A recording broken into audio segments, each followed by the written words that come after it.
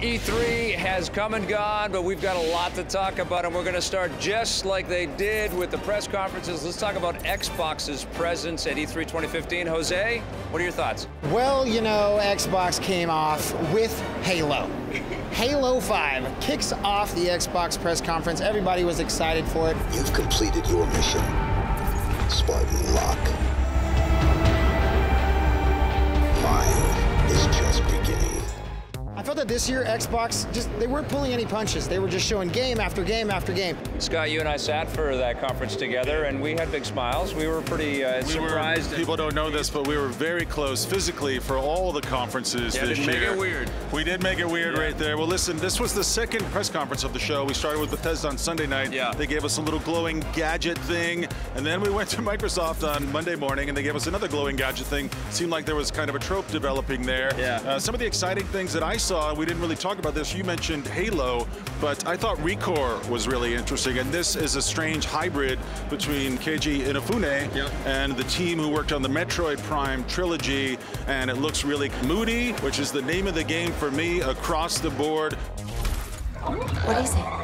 Also, I thought there were some really interesting things when it comes to backwards compatibility. I did not know that the Xbox One could do this. Apparently, all of your Xbox 360 games can be played on the Xbox One, which is really exciting. There was some big hardware announcements there too. The partnership obviously with Oculus, but also Valve and Vive.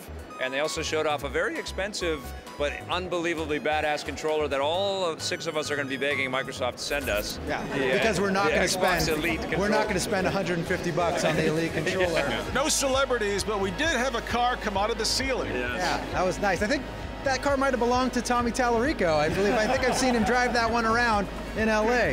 This was a very exciting show for Microsoft because you're right, they just sort of came out with game after game after game, but they also came out with franchise after franchise after franchise, and other than ReCore, Cuphead we've actually seen, that came out last year. Yeah. I thought that they could have done a little bit of a better job, maybe showing us some more like 2016, like further down the line, brand new stuff. A lot of their stuff is 2015, and that's exciting because we like to see new stuff. I like to see stuff that's going to be in the future. Wasn't a ton of ambition there, but there was a ton of really solid games. There's really solid fun. Some notable absences too. We didn't see anything to do with Crackdown, we didn't see Quantum Break.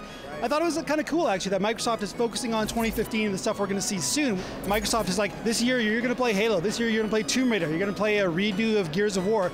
It's all kind of the near-term stuff that we can get excited for now. It's kind of funny, we're not really talking about Gears of War. Does it matter anymore? Tell me you heard that. There! I do. I mean, we're getting an old game. The new game isn't coming out for another year, and they didn't show us much on it. I think that's a smart play, though, because it will, I mean, that was an incredible game when it came out, and they're doing a lot of work to kind of refresh it. And I think we need to be a little bit refreshed, you know? I mean, I think the absence has been long enough. Let's just get the hell out of here. We have to just talk about one last thing, which was the HoloLens demo they had with Minecraft. Because this was probably the coolest thing that any of these press conferences had on a stage. Yes. This was an amazing demo. Whatever camera they used to show us what this person is staring at. It was mind-boggling. That was very, very cool. I think that might have been the coolest thing in their whole show. So what would you give Xbox? I think it was solid. I don't think it was spectacular. 8 out of 10. I'm right there too, 8 out of 10. 7. I'm going to give it an 8. I like an 8. I'm giving it an 8 as well. All right, looking like an 8 for Xbox.